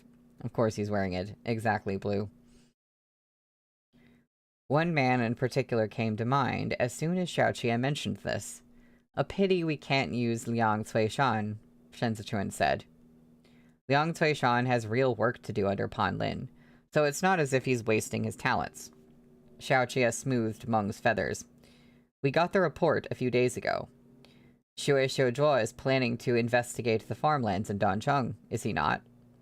If he succeeds, none of the 8 cities will escape unscathed. It will be a heavy blow to the noble clans. There's no definite news yet. Shen Zichuan leapt lightly down from the wall. We'll have to wait for everyone else to arrive to find out the details. They walked back along the empty roads. When they arrived before the house where they were lodging, only Fei Sheng was there waiting. Gu Jin and the others were nowhere in sight. They went to clear the snow. Fei Sheng heard how that sounded and quickly added, "It's Gu Jin and Wu Ziyu's shift." What he meant was he wasn't loafing on the job. He just happened to be taking a break. Shen Zichuan knew Fei Sheng's temperament. He let it lie and turned to Xiao Qie. The public ditches in Duanzhou have to be re-inspected. We don't know what state they're in, so we should make plans for repairs as soon as possible. Xiao Qie cast a glance at Fei Sheng, but said nothing. Fei Sheng had done a decent job handling the situation with Hua Lingyun. He'd held his temper in check, and refrained from attacking him. And even if he obviously couldn't stand the sight of the young man, he hadn't gone around making trouble for him. This, finally, had managed to make an impression on Xiao Qie. Fei Sheng didn't dare let those two hover at the entrance. He led the way inside and gestured for the governor to take his seat first. The residence had belonged to the former commander of the Duanzhou garrison, and was once home to the same Zhu family into which Lei Jingzhe was born. It had fallen into disuse, and Wu Ziyu had tidied it up to receive the two of them after their wearying journey. The clearing of snow at the city gates continued until evening. These were all men who had just fought a battle, so Shen Zichuan didn't ask them to work overnight. The kitchen had prepared dinner, and everyone took a few bites before falling into bed. Fei Sheng, who was sharing a room with Yin Chang and Tan Tai Hu, collapsed on the spot as soon as the other 2 men took off their boots. Wait, is Fei Sheng the one who has a sensitive nose? Or was that someone else? Regardless, I would... Or is it just because... I can't tell if it's because he's tired or because their feet smell bad. I'm primed to think that because Yin Chang is there and they just fought a battle, their feet smell bad. Shen Zichuan and Xiao Qie had just finished their own meals when Gu Jin, who had been waiting outside, entered the room. Seeing something amiss with Gu Jin's expression, Xiao Qie set down his leisure reading. "What is it?" Gu Jin took a letter from his robes and presented it to Xiao Qie. "A letter for Master from Li Bei." Xiao Qie saw that there were in fact 2. One was official business from Xiao Jiming, and the other was a private letter from Chen Yang. He opened Xiao Jiming's letter first. His brother reminded him that the horses would be delivered to Mount Luo by the end of the 2nd month, at which time Xiao Qie was due to return to the northern front. None of this was news to Xiao Qie, but below it was another point of interest worth ruminating over. When Gu Jin had seen himself out, Shen Zichuan popped his head out from behind Xiao Qie and set his chin on the crown of Xiao Qie's head. Lashes lowered, he skimmed the letter, and then said placidly, "So, a surprise from Da Ge." Xiao Qie reread those lines a few more times. "He's transferred Guo Weili to my 2nd sand camp. He means to free up 3rd sand camp for Shifu. Guo Weili isn't used to Hassan's rhythm. He would only become aggravated if he remained in the 3rd sand camp." Guo Weili was a talented general. The fact that he'd defended Tudalung Banner so long was proof enough of his abilities. But this man had a short fuse and a fiery temper, a one he expressed in actions and words alike. He was not an easy man to get along with, and was often unwilling to compromise. At that point, anything that came out of his mouth was belligerent or combative. Since the incident last year in which he had wounded Gu Jin and stripped him of his rank, his relationship with Xiao Qie had been delicate. And after Xiao Qie had recovered 3rd Sand Camp from Hu Hilu, Guo Weili's soldiers had frequently come to blows with the Imperial Army. The commanding generals of the three camps were on rotation this year. Both Xiaoqia and Guo Weili were unaccustomed to leading each other's troops. Every time he took his turn at Second Sand Camp, Guo Weili mostly left the Imperial Army alone. He found these men slippery and mean, relying on their origins in Chudu to throw their weight around, with no respect for their superiors. After the death of Xiao Fengshu, Guo Weili had refrained from making a scene, and kept his more acrimonious comments to himself, though he still didn't like Xiaoqia. But what had happened with Gu Jin remained unresolved, a sharp pebble in both their boots. This man was a thorny problem. There was another, deeper meaning behind Xiao Jiming's arrangement as well. All the other camps communicated and worked well with Guo Weili. Zuo Qianqiu, Lu Guangbai, and Zhao Hui never got into disputes with him. Yet Xiao Jiming had purposely transferred him to Xiao Qia's Second Sand Camp. After a moment of silence, Xiao Qia said, "As expected of my elder brother." This arrangement cut straight to the heart of the matter and struck directly on that old bruise. After his victory in Duanzhou, Xiao Qia's words would carry much more weight on the Libei front line. Even if he didn't get along with the Libei armored cavalry now, they could grow accustomed to each other. No army would reject a commanding general who could lead them to victory. Moreover, not only was Xiao Qia fair in meting out rewards and punishments, he was also a man of his word. But if he wanted to use the Libei armored cavalry to its fullest potential, he had to overcome the obstacle that was Guo Weili. Continued lack of unity among generals was a sure path to disaster. So, in other words, his brother is doing this as, like, you need this challenge because you need to do this thing. And it'll be better if you do. And not, like, because he's being a jerk. Shen Zichuan grew sleepy these days whenever he was safe inside. Eyes half closed, he murmured, "Sa'an, vast is the ocean that welcomes 100 rivers." Ooh, footnote number 3. This is the first half of a couplet by Qing politician Lin Zexu. Your brother is giving you an opportunity. In the dim light, Xiao Qia recalled campfire in the snowstorm. The memory of Xiao Fengshu with his fist clenched was right before his eyes. Bathed in the flickering light of the fire, his old man had asked him, "You want this position, but are you truly worthy of it?" How?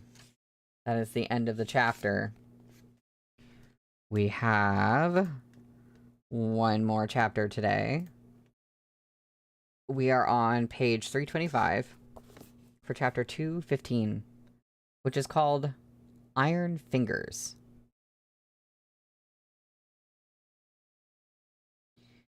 Ha Sen stood on the wide open plains and watched a girl leap off a horse. Without even removing his scimitar, he spread his arms and caught that beautiful scarlet figure bounding toward him. Dorlin gasped softly, her red skirt billowing as Ha Sen spun her around, her laughter clear and melodious. "May the gods bless my heroic eagle." Ha Sen hugged his new bride, blushing, and brushed snow out of her hair. "And may the gods bless my Dorlin." Ha Sen had married at the beginning of the year, a union bestowed upon him by Amor as a gift. His beloved Dorlin was a girl from the Hulu tribe deep in the desert. She wore a pleated skirt as red as a jujube, and was as beautiful as the morning dew on the shores of Lake Chiti. She was the fieriest filly in the 12 tribes, and Ha Sen was head over heels for her.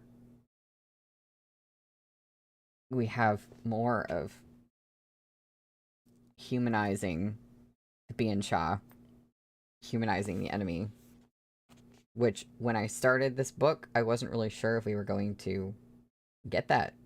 So I really like it. And it also kind of makes me, like, a little bit sad, because presumably, at some point we're going to see Hasen die, and we have to think about him as, like, a real person, too.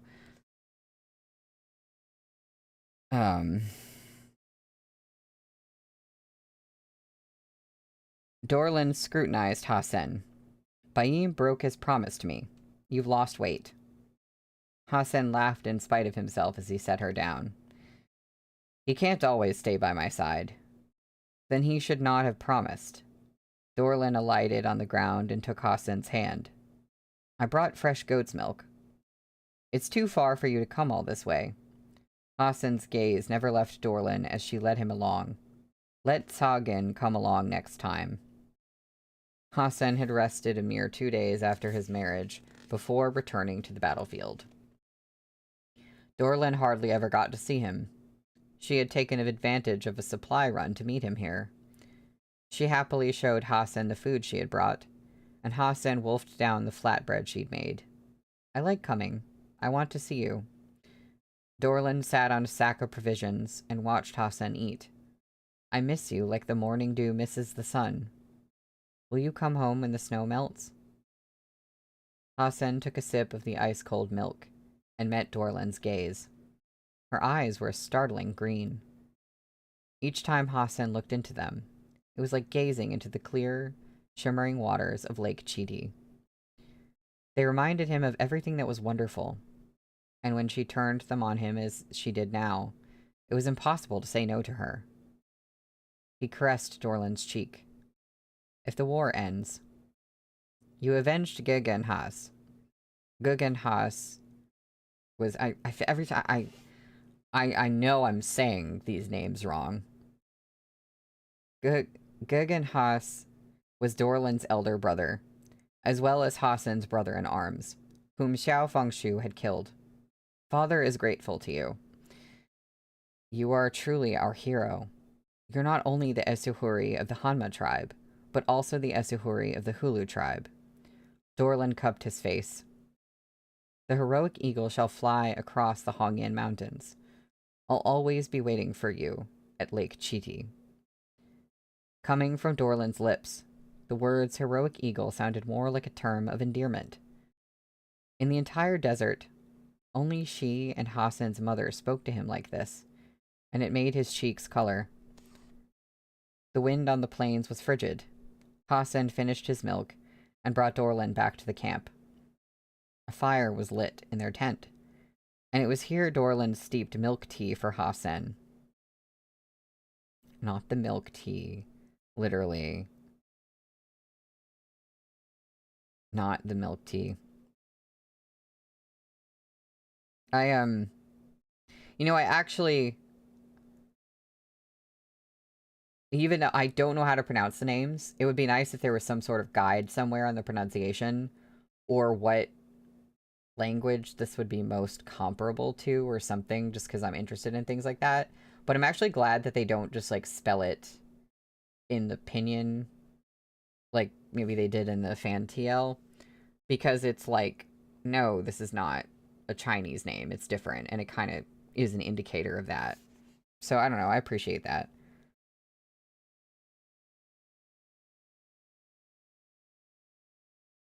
But yeah, I was just thinking about the milk tea and thinking of Xiaoqie and his fondness for the milk tea, and I'm like, they're really not that different. If the Huiyan tribe hadn't defected, Dorlin said. Oh, did I read? Both were fond of tea, though it was hard to come by. If the Huiyan tribe hadn't defected, Dorlin said, sipping her milk tea, we would have a never-ending supply of tea to drink in winter. Hasen cut a slice of roast meat for her and wiped his dagger. Adopting a serious expression, he answered, they will come back. Dorlin would be leaving with the supply squad tomorrow, so Hasen didn't stay overnight with the soldiers. The newlyweds, soon to separate again, retired early. When snow began to fall in the middle of the night, Hasen was sleeping soundly. A call outside the tent woke him. Moving quietly so as not to wake Dorlin, he draped a robe over his shoulders and stepped out. Snow blew furiously into Hassan's face as soon as the tent flap was lifted. Fiery hair loose around his shoulders. He pulled his robe closer and asked the soldier outside, "What's wrong?" "Bayim is back." Hassan followed his pointing figure and saw what remained of their cavalry. Bayim had been on the road for days. He slid off his horse and landed on the snow-covered ground with numb legs. Refusing any support, he snatched the water skin from a soldier beside him and dumped it into his mouth. Only after the front of his robe was drenched and the skin was empty did he appear to have caught his breath. What happened? Hassan picked up Bayim's scimitar from where it had fallen, then looked at him again. His gaze narrowed, and he said with certainty, Achi was defeated. Bayim rubbed his frozen cheeks and sighed. He looked haggard, a sorry sight with both his legs caked in mud. Tossing the water skin back to the soldier beside him, he said, Xiaoqia lured us across the frozen river to the Chasha sinkhole. He killed Achi there. He tugged hard at the left side of his saddle. Achi's head tumbled out and dropped at Hassan's feet, face down. Xiaoqia let me go. Bayim's voice trembled. His lips blue with cold. He told me to bring this back.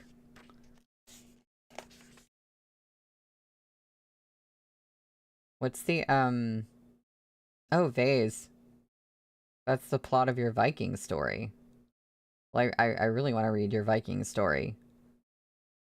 Also, you said, Henry, you said there's a Robert Eggers movie you'd love with a similar premise? Maybe it's like the one Robert Eggers movie I haven't seen. Anyway. That is neither here nor there. I'm just sort of, we're coming to grips with Xiaoqia's, like, how do I put this? The role that he plays from the other perspective, from the other side's perspective. And it's like, oh man, oh, this sucks. Oh, it's kind of hard to read. But I love it. I love that they did that. I haven't seen The Lighthouse, so I don't know if you were talking about The Lighthouse, Henry. Hassan pressed his lips into a grim line. The first sign of his looming fury. He looked at Achi's head, and fire blazed in his eyes. There was dead silence all around. Only the gale howled in their ears. The frigid air Hassan inhaled seemed to race through his limbs. He turned and looked into the distance, where snowflakes danced madly in the air. Duanzhou has been overtaken by wolves, Bayim said. They've joined hands with the fox from Zhongbo. Heirigu is there too. He's become Xiaoqia's slave. His throat bobbed as he recalled the terror of being pursued by the Libe armored cavalry. Xiaoqia has gotten his hands on a new saber, and under it, the scorpions have become weeds in the desert. Hassan, our hammers can't hold him back. That's not Xiao Fengshu's armored cavalry anymore. It hasn't been Xiao Fengshu's armored cavalry for a long time. Hassan abruptly turned and took a step closer to Bayim. The wolves need a new leader, a new king of wolves. Xiao Jiming will call him back to the north, and I will be there waiting for him and his new blade. A rustle sounded behind him. Dorlan stood at the entrance of the tent, watching them with brows knit. Hassan swallowed his fury and turned to look at her, but did not smile. He should have killed Xiaoqia. Hassan thought so often. Now, in the snow, he was reminded once again. He should have killed Xiaoqia during that hunt in the autumn rain. Furry AUN. Yes. Oh, the Northmen. Oh, of course. Vikings. Okay, I forgot about that one. Wait, Henry, Sa'an, my beautiful cockroach. Is that what he's gonna be? Oh no.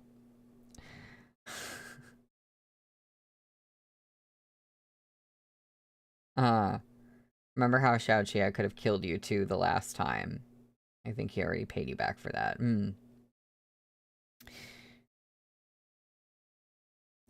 Deep in the night, silence lay over the courtyard.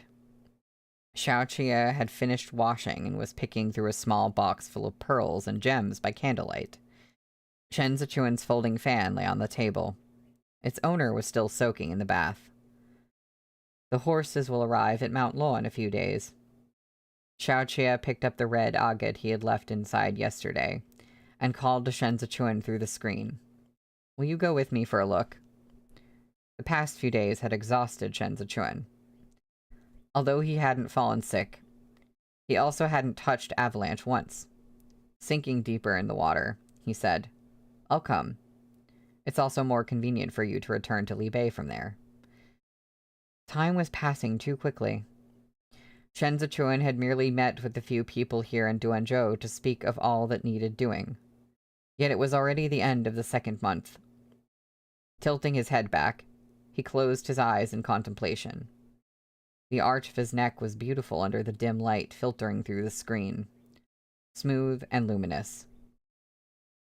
It mentioned his neck, but the word nape was not used, so we don't drink unless it's nape, I guess. Xiaoqia turned the agate bead in his fingers. Have you decided on a candidate for Duanzhou's leadership? Yes, a rising talent. Xiaoqia glanced over. Kong Chongfeng? Shen Zichuan raised one dripping hand and propped his cheek against it. He cast a sidelong glance at Xiaoqia's silhouette. No, guess again. You and Zhuo can't get around easily, so he's not suitable either. Xiaoqia genuinely couldn't come up with another name. Who else could there be? Shen Zichuan climbed out of the water and wiped himself dry with a nearby towel. Out of sight of Xiaoqia, he brought the freshly washed blue handkerchief to his nose and sniffed it lightly before answering. Shen Lanzhou, of course. The thickest wall defending Zhongbo would be built in Duanzhou. And now that Li Bei had a presence on Mount Lo, Shen Zichuan didn't trust anyone else with this job. He had to stay and build this wall with his own hands. Besides, from Duanzhou, one could ride directly south and bypass Tianfei Watchtower to arrive at the Bianjun Commandery. Shen Zichuan found this location ideal. Establishing a reserve depot here, like the one in Sizhou, would allow him to supply both the northern and southern fronts. Do you remember what you said about the steel needle? Shen Zichuan replaced the handkerchief on the table, his fingertips lingering, as though reluctant to part with it. Qiao Tianya is the most suitable candidate to lead them, but he's taking care of Yuan Zhuo now. He's unable to leave Sizhou. If I appoint Fei Sheng instead, this place is too far away for me to feel comfortable leaving him here without anyone to check him.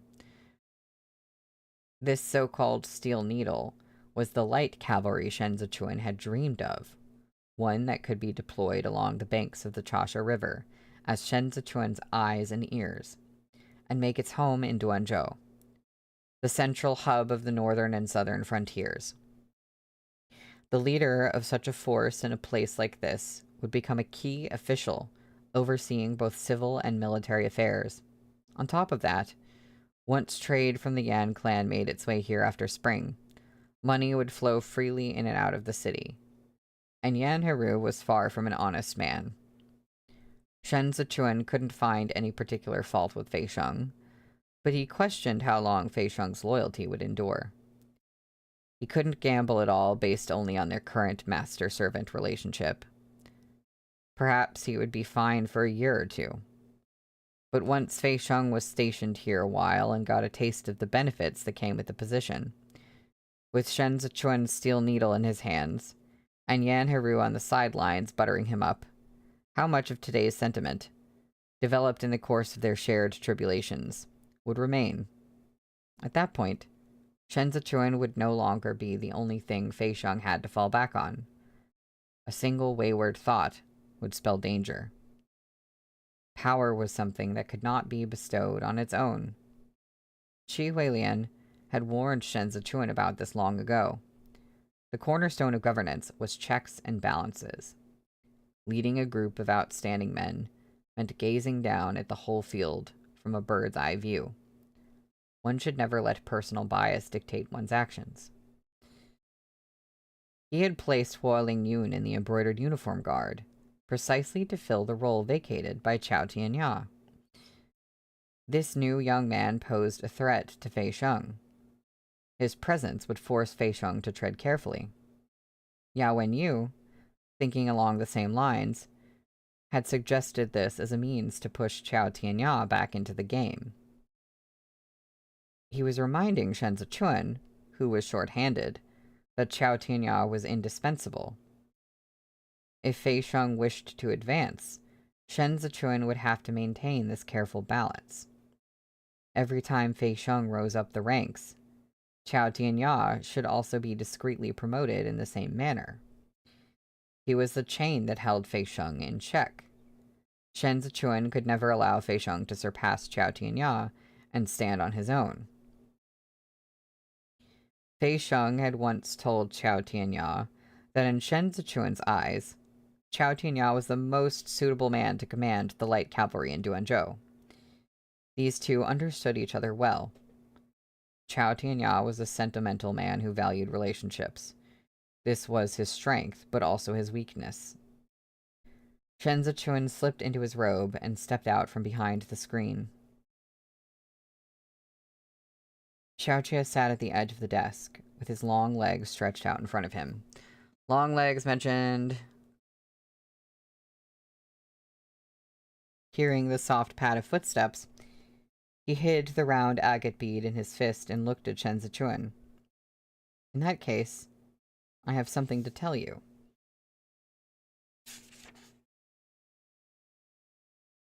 Shen Zichuan's belt was loosely tied, his robe open to expose his collarbones.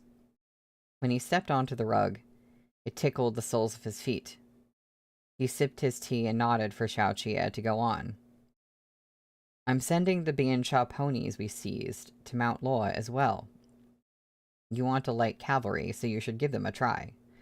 They're swifter than the battle steeds of Li Bei. And they have great endurance and stamina in the desert.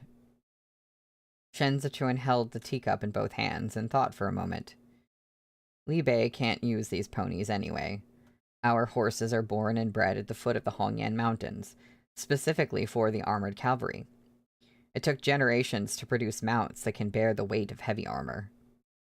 Xiaoqie spread his legs wider to make space for Shen Zichuan to stand between them. Propping himself up on one arm, he watched Shen Zichuan sink into thought.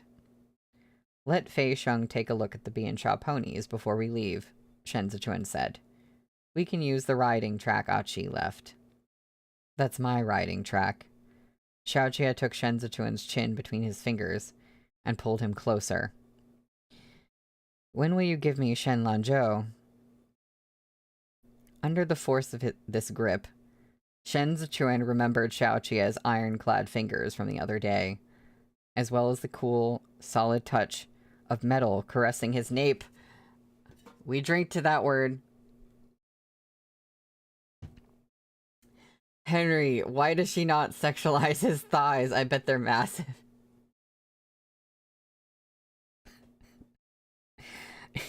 His breathing hitched. He wanted to avert his gaze, but Xiaoqie was holding him in place. It was hot inside the room, and tiny beads of sweat began to materialize on the temples of the freshly bathed prefectural governor. Staring at Shen Zichuan, Xiaoqie leaned in. It turned you on when I touched you that day, didn't it, your lordship?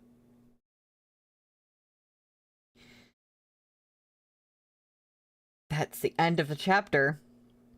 That's where we stop reading today. That's where we stop reading for the week. Yes, we are blue-balled for a whole weekend. I think that is the case, because when we do come back, not balls as blue as the handkerchief, when we do come back on Monday, we will be on chapter 216, which is called Torrid Night. So, yeah. That's what's happening. This is This is such a cruel but funny cliffhanger to be on. Also, yeah, Blue, I'm very happy for you that you can read ahead in this situation. That is a good incentive to do so. I'm late recording one of my non-Chan videos for the other channel. So literally, I'm wrapping this up, and then I'm going and recording a chapter of non-Chan. It is just a day full of Tong Jo Ching today. But yeah, what a place to end the week. I can't believe it. Out of all the kinds of cliffhangers that you could have, that one's really a lot. Yeah, I'm gonna make some tea. I think I can do a better job of brewing tea than Shen Zichuan can, apparently. um, poor guy. Yeah. Yeah, at least it's not a life or death situation. It's just really funny to be like, oh my god, I see that chapter title. Okay. But yeah, I will see y'all on Monday. Excited for that one. Um, so have a good rest of your week. Have a good weekend, everyone. And I'll see you then. Bye.